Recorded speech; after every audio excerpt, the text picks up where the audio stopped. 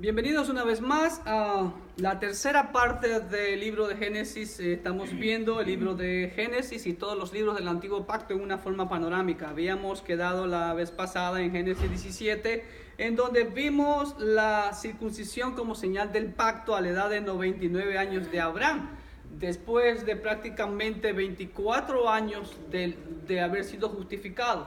Recordemos que Abraham fue justificado a los 25 años cuando dejó Harán y vino a tierra de Canaán. Y en capítulo 18 vemos esta preciosa visión divina, el encuentro que tiene Abraham con Jehová Dios mismo. Y Dios le asegura en el capítulo 18 de Génesis a Abraham que Sara iba a tener un hijo en el tiempo de las mujeres. Y ya sabemos algo de la historia. Sara se rió pensando, dije, bueno, soy una mujer vieja y ¿cómo voy a tener hijo? Pero Dios le dijo que no había nada imposible para él.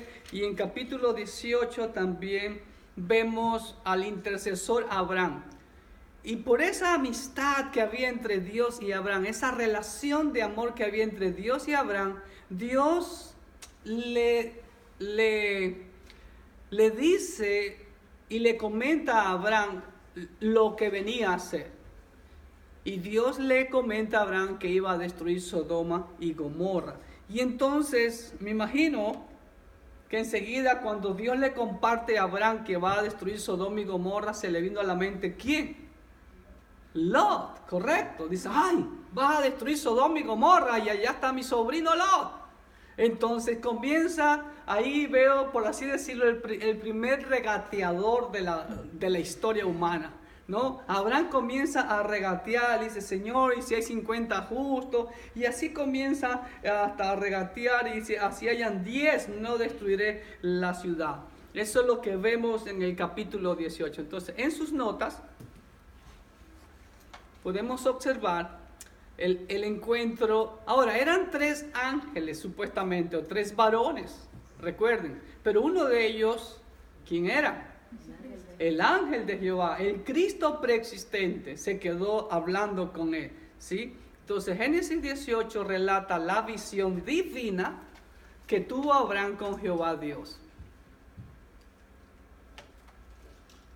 Dios le asegura que Sara tendrá su hijo, ahí en el versículo 14, ¿no? Dice así, ¿hay para Dios alguna cosa difícil? Al tiempo señalado volveré a ti y según el tiempo de la vida Sara tendrá un hijo. Prácticamente le está diciendo, después de 9 meses, Sara tendrá su hijo, ¿ok? Abraham regatea. Jehová le comparte a Abraham que va a destruir Sodoma y Gomorra. Y no solamente Sodoma y Gomorra, sino algunas otras ciudades también. Por ahí Seboín, algo así se llama otra ciudad. Y Dios le comparte eso a Abraham por la intimidad, por la relación que había. Y por supuesto porque Dios conocía el corazón de Abraham, porque amaba a su sobrino Lot. A pesar de que Lot, bueno, no fue un poco, por así decirlo, espiritual con respecto a su tío. Pero entendamos lo que estamos viendo, que recién comienza la revelación progresiva de Dios. Y tanto Abraham como Lot pues no tenían prácticamente casi nada de revelación de Dios. No había Biblia para aprender cómo es el actual cristiano, por así decirlo, ¿ok?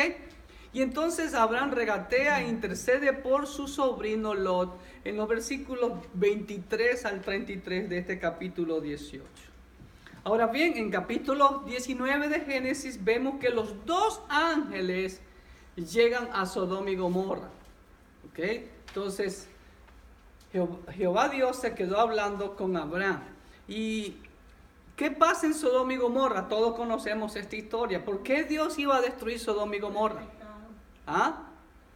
Miren, esa es una foto actual, bueno, tomada hace algunos años, pero es reciente, de las ruinas de Sodoma y Gomorra. Si ustedes quieren ver algún video sobre las ruinas de Sodoma y Gomorra, y literalmente gracias a la arqueología se han encontrado los restos de Sodoma y Gomorra, usted puede buscar en YouTube en ark.discovery, en internet artdiscovery.com, o buscarlo en YouTube a través de Ron Wyatt, Sodoma y Gomorra. Ron es R-O-N y Y es W-Y-A-T-T. Y ahí pueden encontrar el video que vamos a colocar aquí a nuestros hermanos. Pero vemos la destrucción de Sodoma y Gomorra. ¿Por qué? Por el excesivo pecado. ¿Cuál era el pecado que había en Sodoma y Gomorra? ¿Había uno o estaba incestado de pecado? Pues estaba incestado de pecado y había sobre todo ¿qué tipo de pecado? ¿Ah? Homosexualismo. Vemos que los hombres de Sodoma querían acostarse con los varones que habían llegado a la casa de Lot. Hermano, esa costumbre es tan antigua como la humanidad. Y fíjense, Lot también está dispuesto a ofrecer sus hijas vírgenes a esta gente depravada, ¿no? Totalmente degenerada. Y dijeron, no queremos a tus hijas vírgenes. Y entonces ahí los ángeles actúan, arrebatan a Lot, dice que alarga la mano, no sé si ellos alargaron su mano, Dios es todopoderoso, y guardaron a Lot, les mandó ceguera y los ángeles le dicen, Lot, apresura, agarra tus cosas, agarra a tu esposa, tus hijas y salgan de aquí porque al amanecer va a caer lluvia de fuego y azufre sobre esta ciudad. Y vemos que Dios destruye la ciudad y también ¿qué pasó con la esposa de Lot? Se convirtió en estatua de sal. ¿Por qué se convirtió en estatua de sal? Por mirar atrás. La orden era, no miren atrás. ¿Será que hay algún principio que Dios nos quiere mostrar ahí en eso? Sí. ¿Cuál principio? Que así como que nosotros tampoco tenemos que mirar de dónde nos sacó el Señor. No tenemos que mirar atrás. Nos vamos a convertir en estatua de sal si miramos atrás. Toda desobediencia. ¿Ah? Imagínense si Dios actuara así hoy en día. ¿Cuántas estatuas de sal estuvieran por la ciudad? Vamos a tener consecuencias. Vamos a tener consecuencias, sí. Lo que nos indica es verdad ese principio que el Señor lo dice en el nuevo pacto. Dice que todo aquel que pone la mano sobre el arado y mira para atrás no es digno de mí, no puede ser mi discípulo. Eso lo vemos ahora aquí en Génesis, ¿sí ven?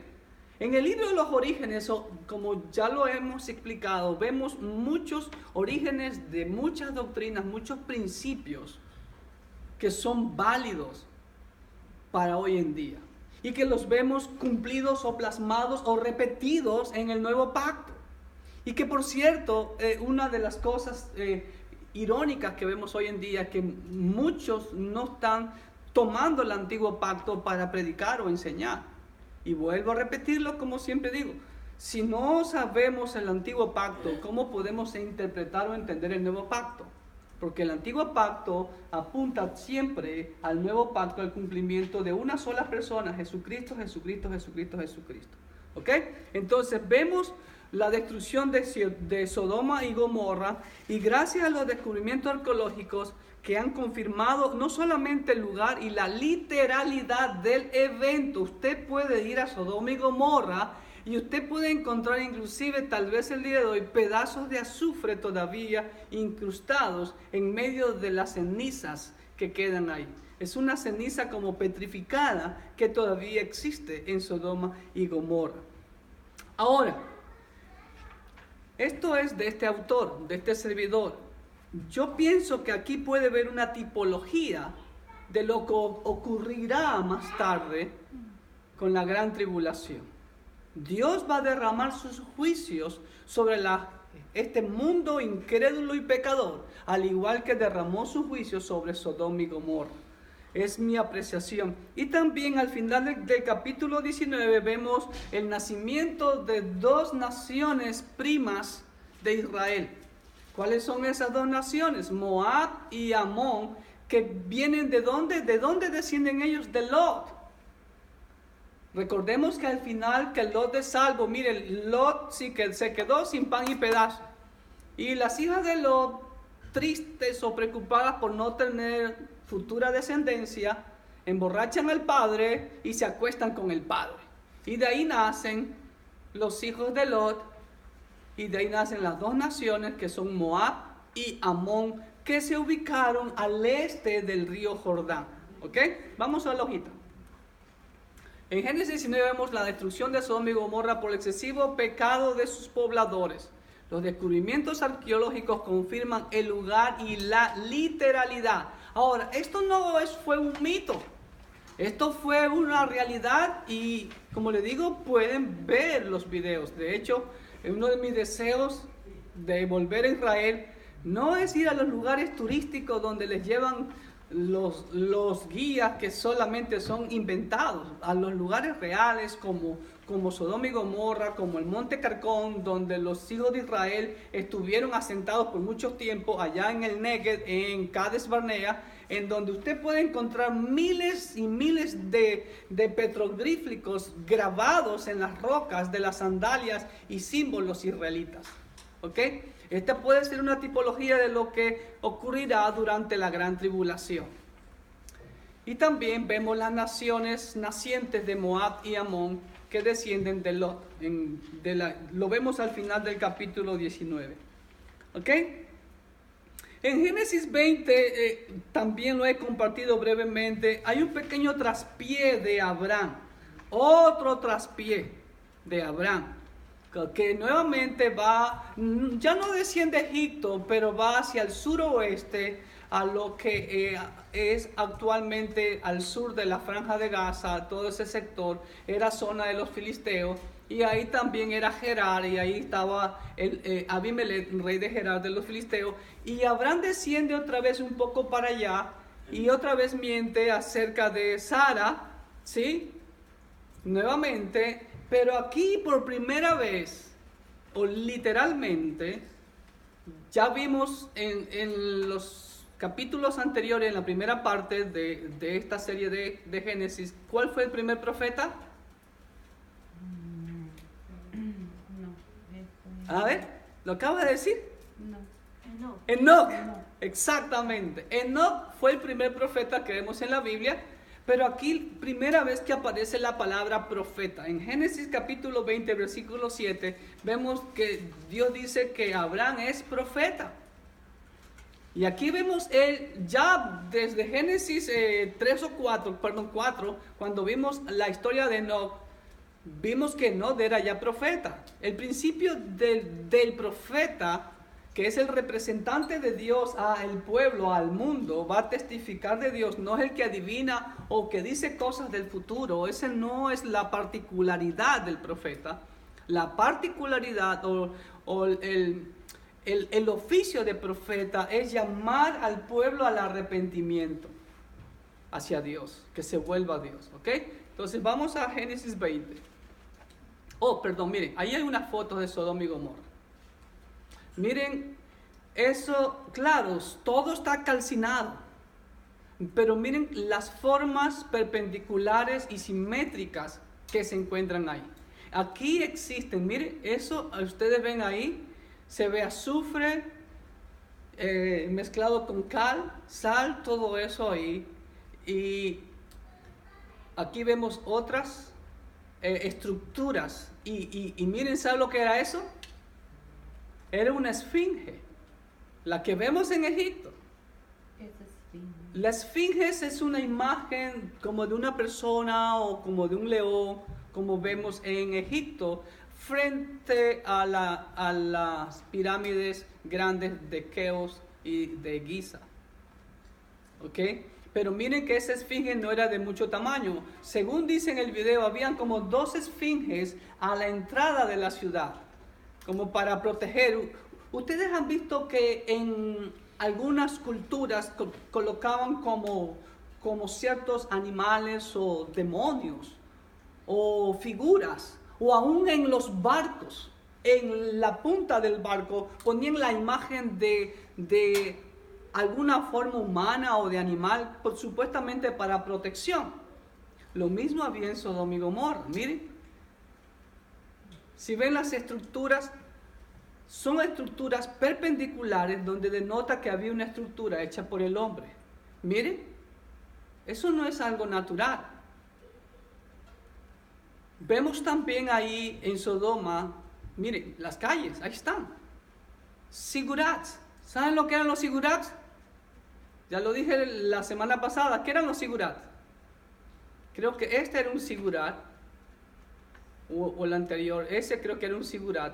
Era una pirámide escalonada. La famosa Torre de Babel, como dije la semana pasada, no era una torre vertical como muchos nos imaginamos, como vemos en las películas, sino que era una pirámide escalonada como las que hay aquí en Centroamérica, en México, en Guatemala, y aún en Sudamérica y en algunas partes del mundo, porque en Babilonia, en Babel, fue donde nace todo este paganismo y toda esta idolatría. Y los sacrificios. Si ven, estos son fotos de ruinas, y ahí ustedes ven, esa bola por dentro tiene azufre. Cuando vean el video ahí lo van a ver. Si ven en estos puntos, si ven, aquí hay bolas de azufre.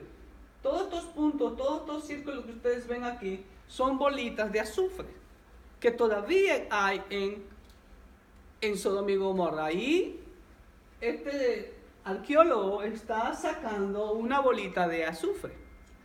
Pero ese era un sigurat. ¿Sí ven? Miren las estructuras, ahí había una entrada. ¿Eso ustedes creen que es algo natural o hecho por el hombre? Es una estructura hecha por el hombre.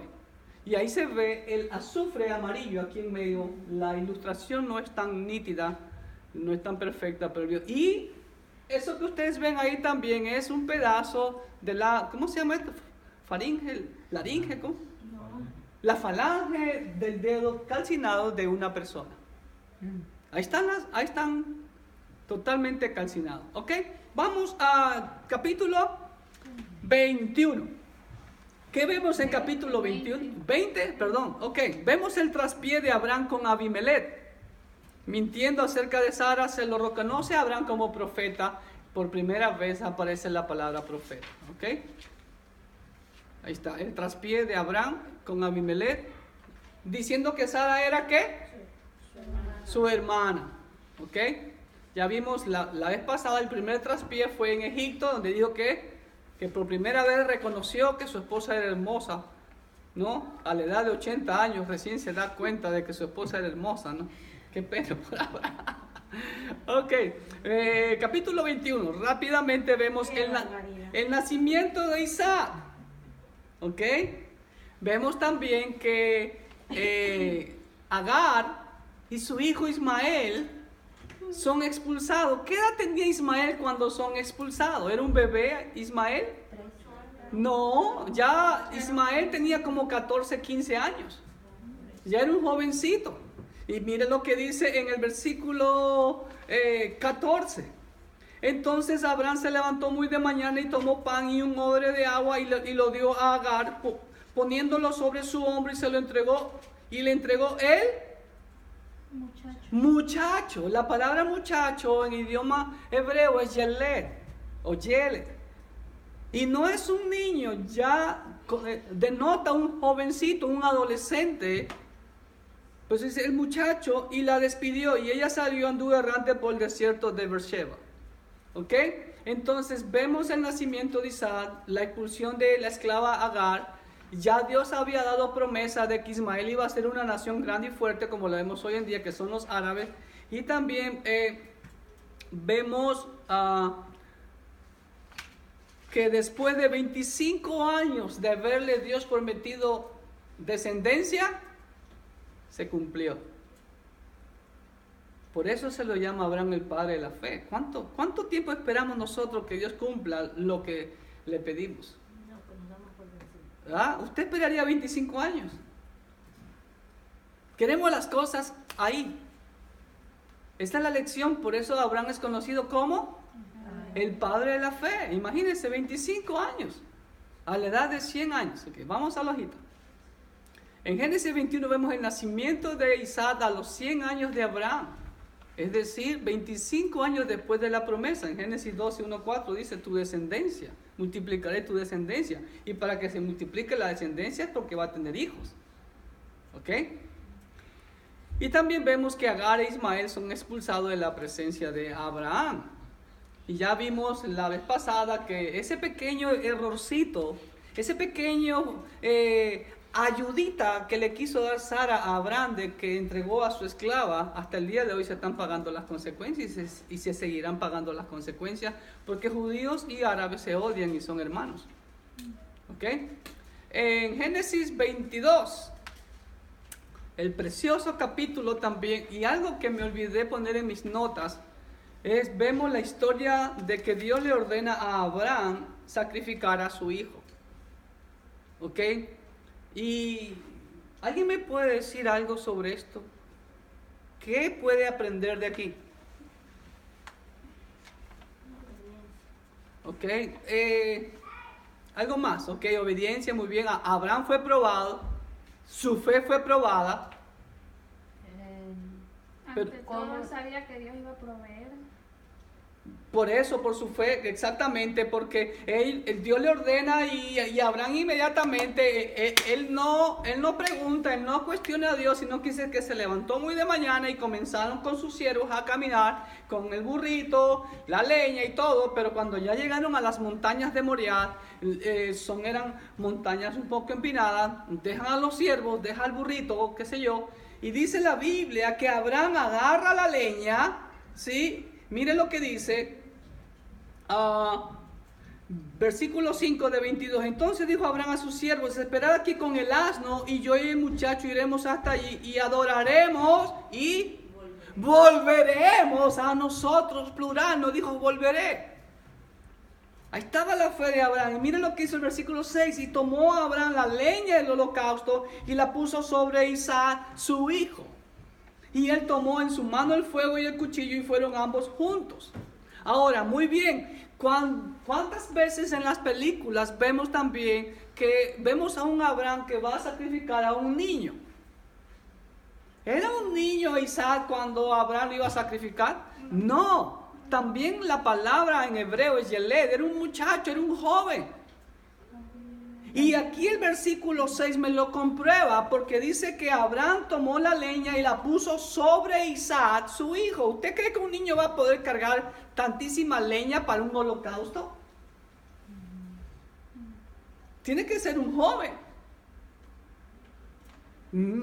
Mínimo, pienso yo que Isaac tenía 15, 16 años como mínimo. Hay otras personas que piensan que tenía 20, 22 años.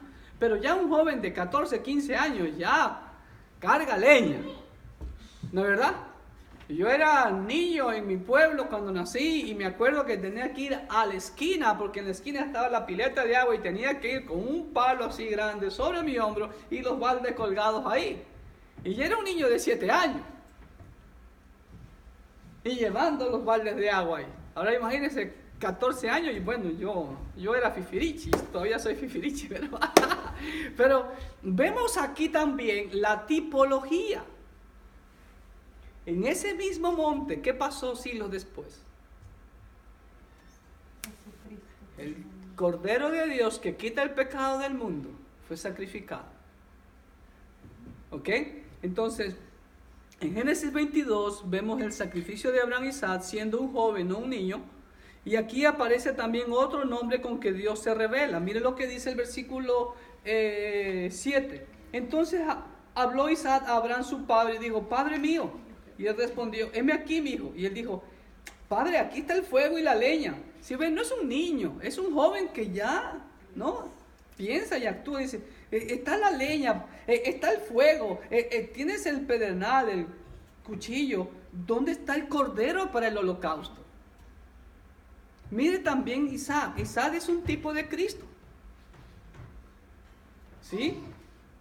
Y respondió Abraham: Dios se proveerá de cordero para el holocausto, hijo mío. Ahí estamos viendo que el cordero de Dios que quita el pecado del mundo fue sacrificado en el mismo monte donde Abraham iba a sacrificar a Isaac. Ahora, ¿qué dice la historia aquí en Génesis 22? ¿Dios proveyó de un cordero? No, de un carnero. Porque el cordero de Dios fue provisto cientos, más de 1000 años después, en ese mismo monte. Por eso le llamó, dice, versículo 14, y llamó a Abraham el nombre de aquel lugar, Yahvé Jireh, Jehová proveerá. Por tanto se dice, escuche bien, eso es profético. En el monte de Jehová será provisto. En el monte de Jehová será provisto el cordero. Aquí Dios le ofreció fue un carnero. ¿Ok? Dice, no tienda tu mano sobre el muchacho, ni le hagas nada, porque ya conozco que temes a Dios por cuanto no me rehusaste tu hijo, tu único. Entonces alzó Abraham sus ojos y mirando y aquí a sus espaldas un carnero trabado en un zarzal por sus cuernos. Y miren, tanto Isaac, interesantísimo, tenía bien claro que debía ser un cordero. Pero Dios proveyó un carnero porque el verdadero sustituto vendría siglos después. Amén. Vamos a la hojita. Capítulo 22 vemos el sacrificio de Abraham a Isaac siendo un joven, no un niño. Aquí vemos también el versículo 12, no extiendas tu mano sobre el muchacho, ni le hagas daño. Ahora también vemos la obediencia de Isaac. ¡Wow! ¿Tú crees que Paul Jr. sale corriendo, no? ¡Padre! ¿Qué vas a hacer? ¡Estás loco! Pero vemos la sumisión de Isaac. Por eso Isaac es un tipo de Cristo. Como oveja fue llevado al matadero, dice, y no abrió su boca. Aquí aparece otro nombre con que Dios se revela, Yahvé Jireh. ¿Qué significa Yahvé Jireh? Dios proveerá. ¿Ok? Capítulo 23. Vemos rápidamente la muerte y sepultura de Sara, que fue sepultada en la cueva de Macpela, en el encinar de Manre, ¿sí? Y actualmente ese es el monumento que existe en esa ciudad que se llama Hebrón hasta el día de hoy. ¿Y saben lo que significa Hebrón?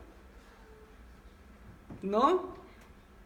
Fue el lugar donde prácticamente se asentó Abraham. Se llama comunión en idioma hebreo, Hebrón. ¿Ok? Y esa es la cueva de Macpela que hoy en día está prácticamente en potestad de los árabes. Comunión. Génesis 24 también es tipológico de Cristo. Vemos otra tipología aquí. ¿Sí? ¿Qué pasa en Génesis 24? Abraham llama a su mayordomo, aunque no dice el nombre aquí en Génesis 24, pero yo asumo que el mayordomo es Eliezer, era el mayordomo principal, el Damaseno, como lo dice ya en Génesis 15:4, si no me falla la memoria, 15:2, ¿no? Y le hace jurar, ¿no? De que tendría que ir a tierra de su familia, a Padán Aram, a traer esposa para Isaac, y que cuídese de no tomar mujer de las cananeas como esposa para su hijo. Y entonces Eliezer va y cumple su cometido. Y aquí es una tipología nuevamente, ¿sí? Todo este capítulo 24 es tipológico. Primero, vamos ahí. Abraham representa ¿a quién? A Dios Padre, el rey que concertaría matrimonio para su hijo. ¿Ok? Dios Padre envió ¿a quién? A su Hijo Jesucristo, a concertar matrimonio ¿con quién aquí?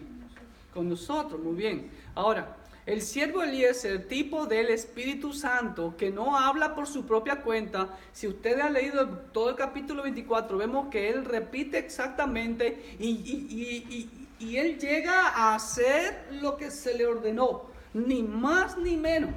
Hizo exactamente como se le dijo que hiciera. No actuó por su propia cuenta, sino que toma las cosas del esposo para persuadir a la novia. Llega, encuentra a Rebeca y después le entrega sus pendientes y le pone su ropa, sus collares que el novio le había enviado. Número 3, en este capítulo 24, Rebeca es un tipo de la iglesia llamada a ser la esposa de Cristo.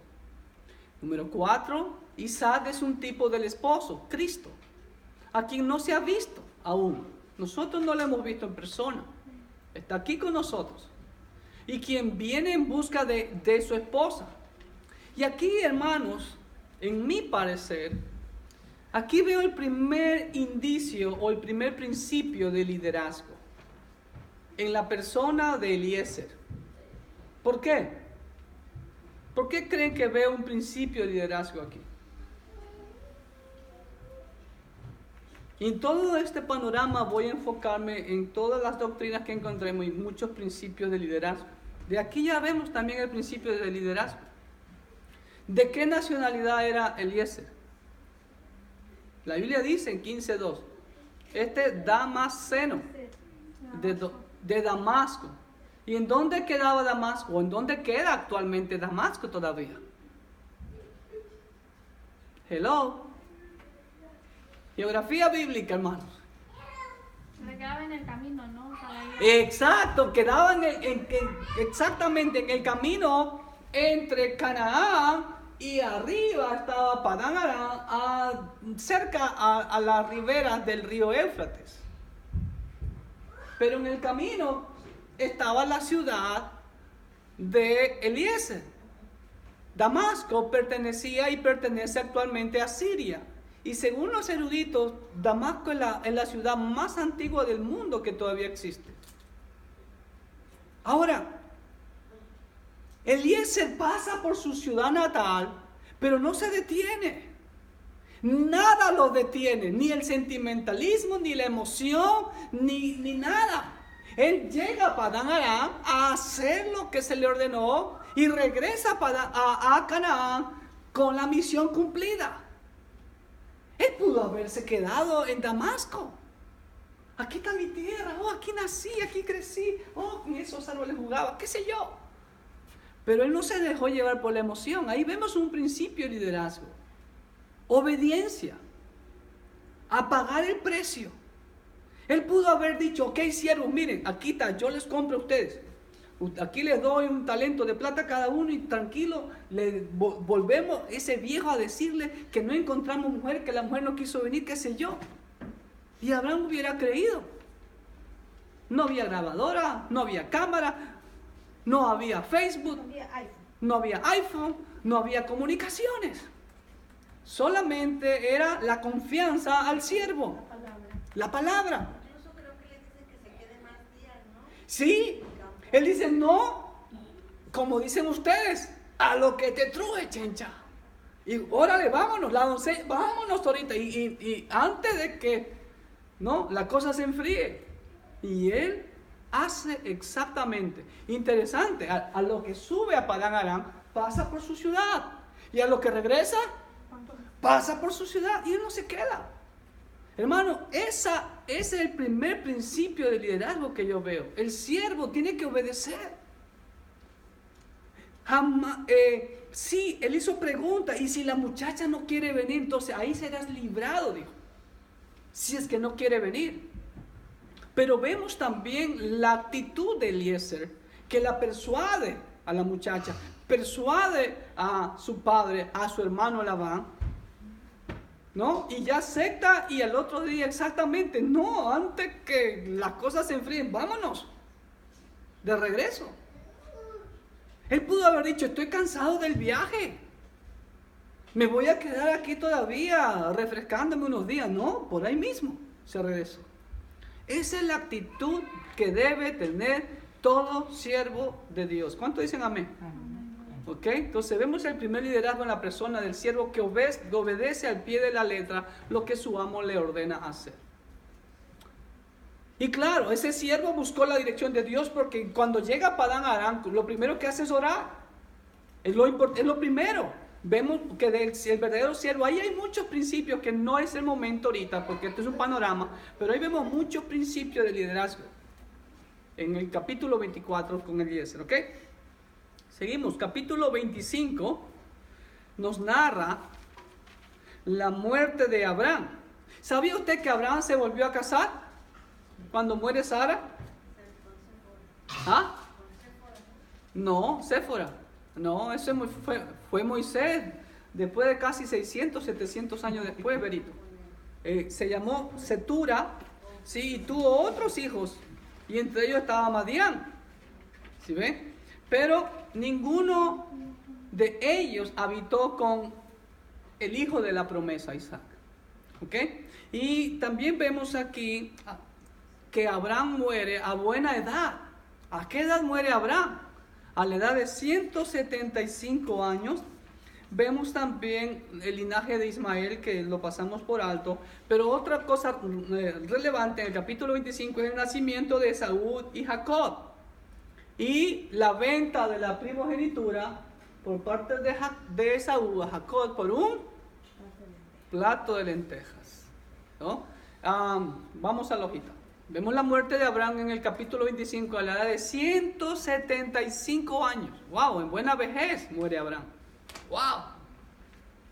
Imagínense. Si a los 100 años tuvo a Isaac, 75 años más vivió. Increíble, ¿no? Y tuvo más hijos. Tuvo más hijos, aquí, claro. Capítulo 25, versículos 2, 3 y 4 narran los hijos que tuvo Abraham con Cetura. ¿Ok?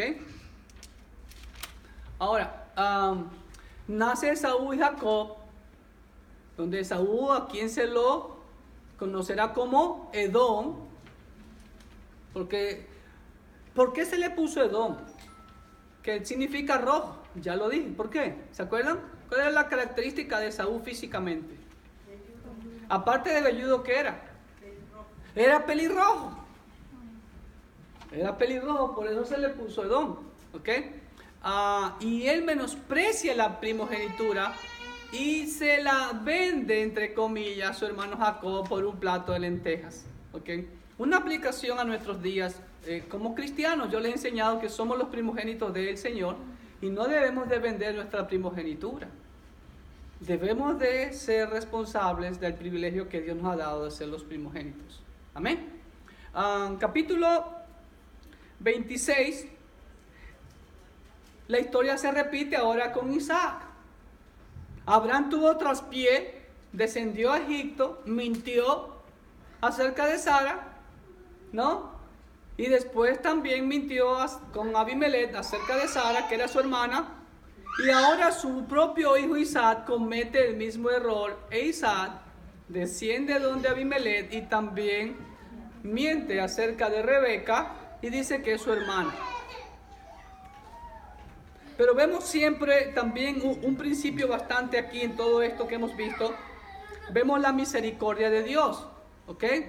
Dios está en control de todos los actos aquí. Ok, y en Génesis 27, ¿qué vemos en Génesis 27? Yo le he llamado, como le digo, Génesis es el libro de los orígenes, ¿no? Y pues vemos que Hollywood fue sacado del Génesis. Pastor, ¿qué está hablando, pastor? Pues veo en capítulo 27, la primera obra de teatro. Pues Jacob se disfraza de Esaú y actúa como Esaú y hace también su voz que sea como la de Esaú, ¿no? Aprovechando que Abraham ya estaba medio, Isaac ya estaba medio... Estaba medio... Tenía Alzheimer, hermana Yago. ¿Cómo sabía usted que tenía Alzheimer? Ok, entonces vamos a la hojita. En Génesis 27 vemos por primera vez una obra de teatro, eso es lo que yo he puesto, donde Jacob se disfraza por Esaú y la bendición de su padre y Esaú y roba, se me tocaron las líneas ahí, donde roba la bendición de su padre y Esaú promete matar a Jacob. Eso es lo que en sus hojas dicen, ¿no? Sí, sorry. ¿Quién es el PowerPoint? ¿Ah? En la hoja está bien, perfecto, ¿no? Entonces, Jacob se disfraza por Esaú y roba la bendición de su padre y Esaú promete matar a Jacob. ¿Y qué pasa después de que Esaú quiere matarlo? Dice, algún día morirá mi padre y vas a ver ahí. Te doy vire. ¿No? Pero ¿qué hace su amada madre Rebeca? Lo manda donde su tío. Y aquí vemos la primera universidad de la vida, hermano. Jacob va a aprender en la universidad de la vida. La justicia divina. La justicia divina. Va a aprender lo que es, ¿no? A quien hierro mata, a hierro muere. No había ese principio todavía. Pero, o sea, bueno, ya estaba vigente, pero no estaba escrito. ¿Ok? Entonces va donde su tío Labán, que tenía PhD en justicia. ¿No? Entonces en Génesis 28 al 31 Jacob huye donde su tío Labán. Y pues ya sabemos la historia, es engañado, trabaja 7 años por su amada Raquel y le dan ¿a quién? A la de los ojitos delicados, ¿se acuerdan? Eso dice la escritura. A la de ojitos delicados, por no decir que era un poquito no agraciada, ¿no? ¿Sí? Y trabaja 7 años más por Raquel. Y aparte de que recibe a sus 2 esposas, también viene con el combo de sus siervas, ¿no? La sierva de Lea fue Silpa y la sierva de Raquel fue Bila, ¿ok? Y también en ese tiempo Jacob pues engrandece su familia y tiene ¿cuántos hijos? 12, 13, 14, 15, ¿quién da más? 13 con Dina. ¿Quién da más? ¿Quién da menos? Entonces 14. 14. Ninguno está en lo correcto. ¿Ok? De Génesis 28:31, Jacob huye donde su tío Labán, toma a sus esposas con sus siervas, Lea y Silpa, Raquel y Bila, y tiene a sus 11 hijos varones. Ahora, no sabemos si tuvieron más hijas mujeres. El hecho de que solo se nombre a Dina no significa de que no tuvo más hijas. Recuerden lo que siempre les he enseñado. La mujer en esos tiempos y hasta el día de hoy en Medio Oriente no era considerada de mucho valor. ¿Ok? Entonces, la Biblia relata, y creo que en Génesis 34, la historia de Dina por la afrenta que le hizo Siquén. ¿Ok? Pero no significa que fue la única hija. ¿Ok? Fue porque ocurrió algo especial con ellos. ¿Estamos? Pero ahí Jacob tuvo sus 11 hijos varones. ¿Cuál fue el primogénito? Rubén. ¿Y el 11º cuál fue? José. Muy bien. ¿Y el 12º? Benjamín. ¿Y dónde nació Benjamín? Ya nació en tierra de Canaán, al regreso, ¿no? Y comienza su regreso a tierra de Canaán. Y algo que me llama la atención y que me da mucha tristeza y que por eso lo he puesto en las notas, me llamó mucho la atención que Raquel se roba los ídolos de su padre.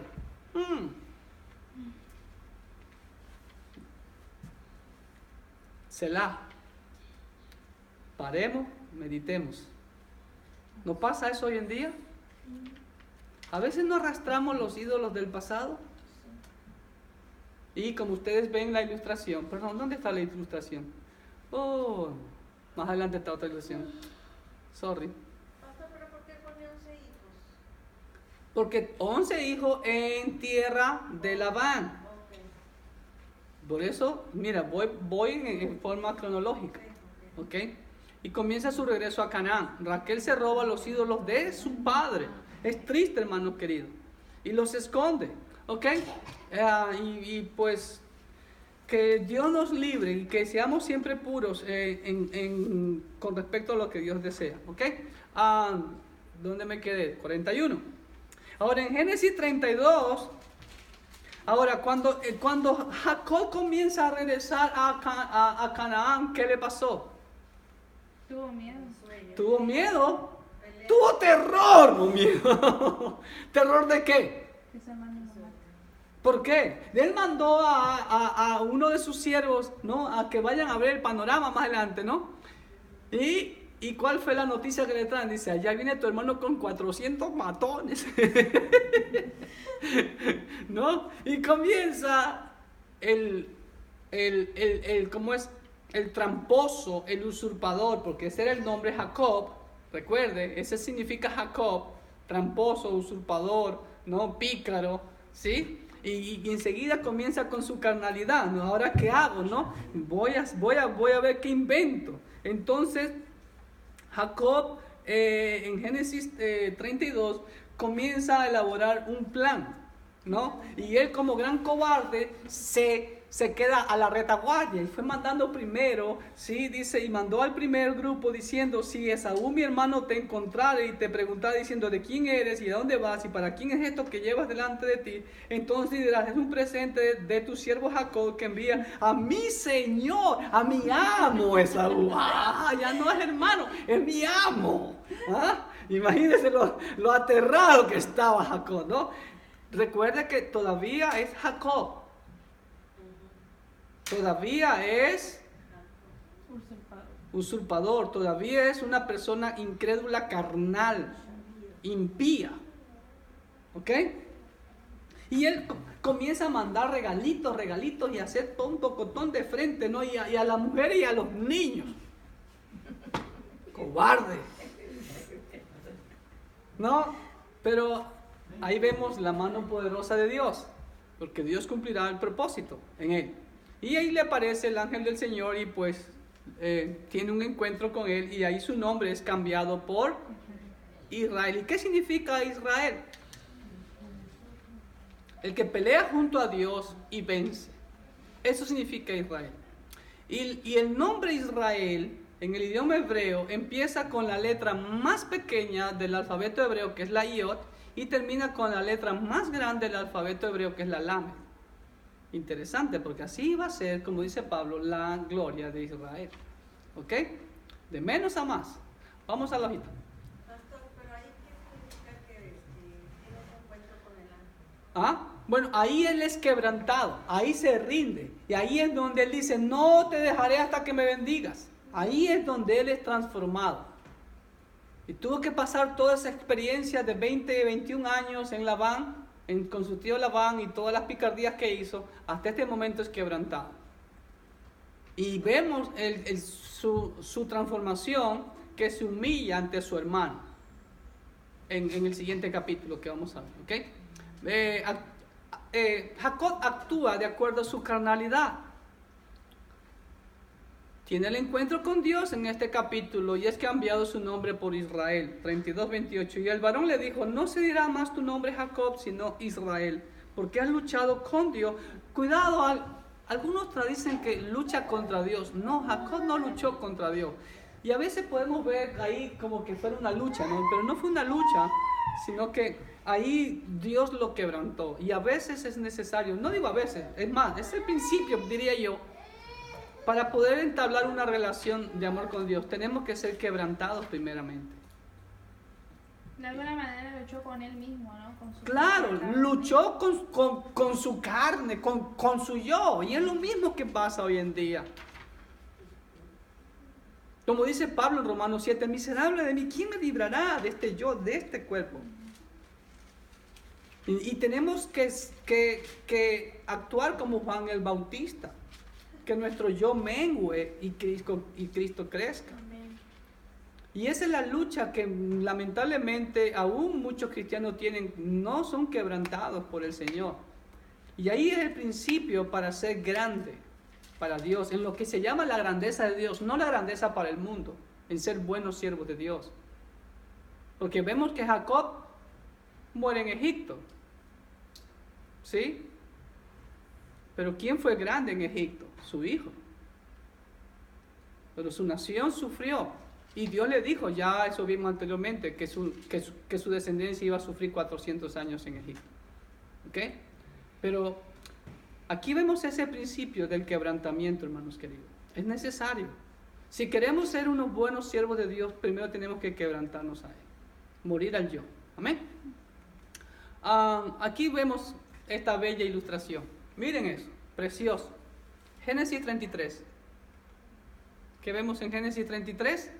El encuentro de Jacob con Esaú. ¿Y qué hace Esaú? Esaú comienza a encontrar todos esos presentes, regalos, y le dice, ¿qué es esto? Alzando Jacob sus ojos miró, y aquí venía Esaú y los 400 matones con él. Eso no dice la Biblia. 400 hombres con él. Entonces repartió los niños entre Lea y Raquel y las dos siervas, y puso las siervas y sus niños delante. Luego a Lea y a sus niños, y a Raquel y a José los últimos, a los más amados de Nos parecemos, ¿no? Hermano, si le cae el guante se lo chanta, hermanita, ¿ok? Y él pasó delante de ellos y se inclinó a tierra 7 veces hasta que llegó a su hermano. Pero Esaú corrió a su encuentro y le abrazó y se echó sobre su cuello y le besó y lloraron. Precioso, ¿no? Y Esaú ya se había olvidado, ¿no? Y ahí le pregunta, ¿qué es todo esto? Esto es para mi Señor. ¿Cuántas veces le dicen mi Señor, mi Señor, mi Señor? Le dice mi hermano, ¿no? Mi Señor. Entonces, ahí vemos ya una persona transformada. Ya no es el tramposo, el pícaro, sino que comienza a ser transformado. Esaú perdona a su hermano. Observamos también al final la adoración de Jacob a Dios al final del capítulo 33. Y vemos también otro nombre. Me llama algo la atención en este capítulo 33, el versículo 17, solamente por una cuestión. Por favor, observe. Y Jacob fue a Sucot. Escuche bien, Sucot. Y edificó allí casa para sí e hizo cabañas para su ganado. Por tanto llamó el nombre de aquel lugar Sucot. En el mes 7 del calendario hebreo celebramos la fiesta de Sucot. ¿Qué significa la palabra Sucot? Aquí la traducen como cabañas, pero son tiendas. Recuerden que ellos habitaban en tiendas. Después los israelitas, cuando salieron de Egipto, como vamos a ver en Éxodo, habitaban en tiendas. ¿Ok? Entonces, eso es lo que significa. Y de ahí viene también la fiesta de Sucot más adelante. ¿Ok? Seguimos. Y llama el lugar, dice, al final dice, y erigió allí un altar y llamó el nombre El Elohe Israel. Significa el Dios de Israel. Ese es otro de los nombres de Dios. Si vemos ya hemos visto más de 4 o 5 nombres como Dios se revela en el libro de Génesis. Vemos el Elohim, Yahvé o Yahweh, vemos también el León, vemos también el Shaddai, el Roe, Yahvé Jireh, el Elohe Israel. ¿Ok? Y en Génesis 34, ahí vemos el pecado en la familia de Jacob, cuando Dina es violada por ese cananeo llamado Siquén. Y Siquén afrenta a Dina y trata se enamora de la muchacha. Ustedes han leído de pronto la historia. Y pues sus hermanos de Dina, ¿quién eran? Dina era hija de quién? Y era hija de Lea. Y sus hermanos eran Rubén, Simeón, Leví y Judá. Y sus hermanos, Simeón y Leví, planearon una venganza. Ok, tú quieres emparentar con nosotros, pero te pedimos una condición. Tú y todos tus hombres tienen que circuncidarse. Y entonces accedieron. Y todos estaban con herida de la circuncisión. Y al tercer día dice que del acto de la circuncisión, ya adulto, o después de los 8 días, porque Dios da exactamente al 8º día, porque ese día no hay ningún dolor ni nada por el estilo. Pero el tercer día de que ellos se circuncidaron, dice que todos los hombres se quejaban y no podían ni con su cuerpo.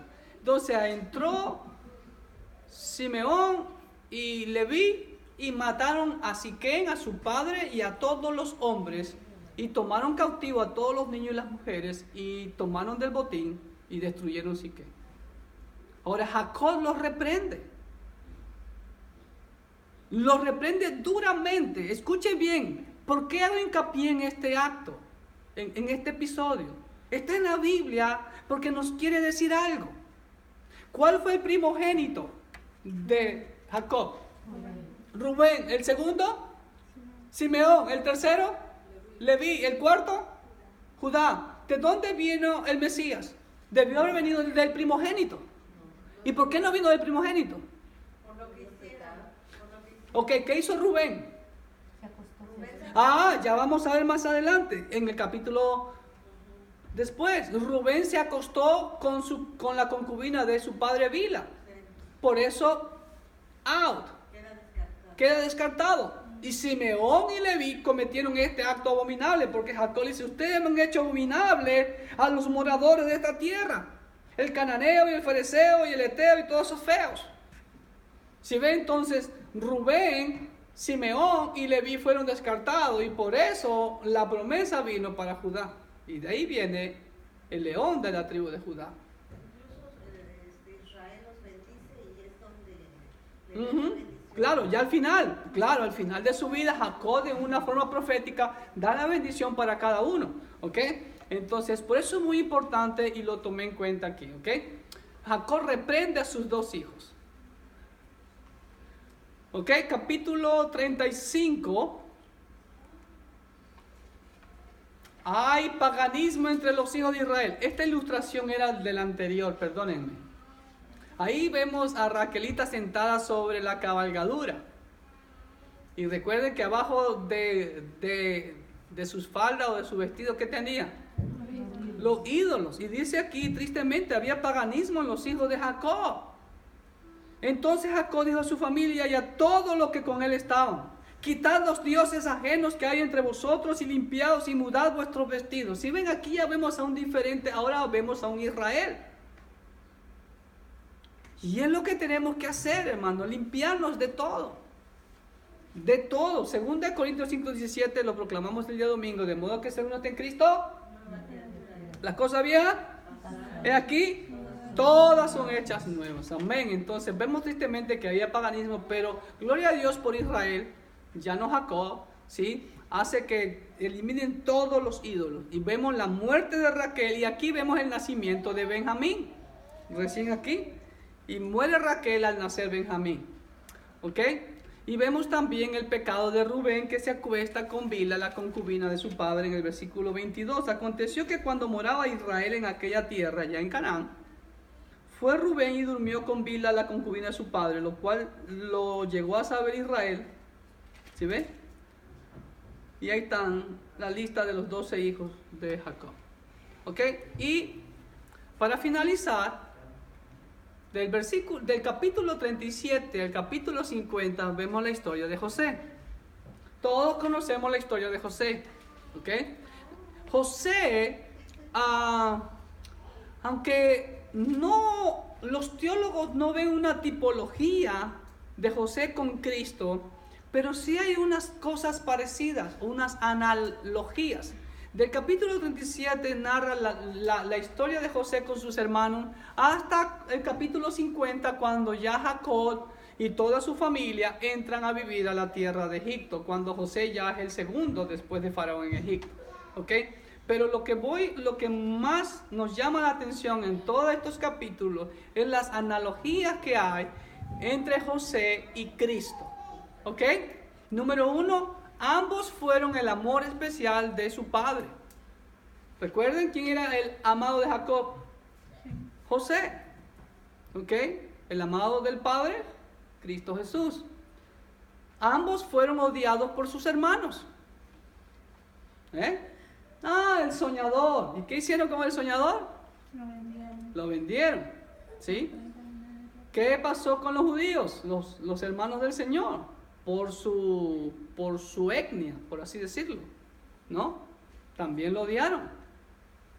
Las declaraciones de superioridad de José y de Cristo fueron rechazadas por sus hermanos. Tú te dices ser el Cristo, hasta se le burlaban, acuérdense. Ay, viene el soñador, a ver, pues soñador. Y se le burlaban. 4. Sus hermanos conspiraron para matarlos. ¿Sí o no?